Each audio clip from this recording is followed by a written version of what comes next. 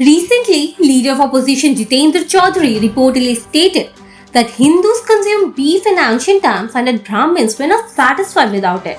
Following the circulation of the remarks, section of the Hindu community across the state expressed strong resentment. On Saturday, members of the Hindu community organized a protest rally in Agartala against the statement. The rally began in front of Rabindra Bhavan and concluded at Paradise Ceremony, where a protest meeting was held.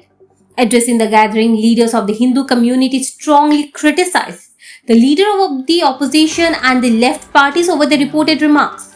They alleged that the statement had hurt the religious sentiments of Hindus and accused the left of repeatedly making comments against the Hindu community.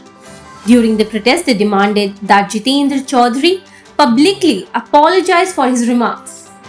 Jitendra Chaudhary তারই অঙ্গ হিসাবে বিভিন্ন রকম মন্তব্য হিন্দু ধর্ম সংস্কৃতির উপর করেছেন। হিন্দুদের ব্রাহ্মণরা নাকি একসময় গোমাংস খেতে ভালোবাসতেন, এমন উৎকট শব্দ বলে সমস্ত হিন্দু সমাজের মাথার মধ্যে এক বিরাট প্রতিক্রিয়ার সৃষ্টি হয়েছে।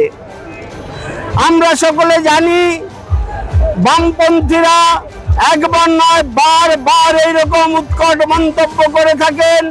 এরা ভারত বিরোধী, হিন্দু বিরোধী, দেশ বিরোধী, পাকিস্তানপন্থী, বাংলাদেশপন্থী এমন তাদের কার্যকলাপ আজকে নয় দীর্ঘদিন থেকে চলছে।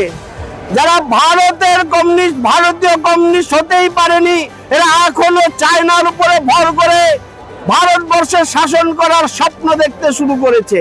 Bureau Report, Fact Finder.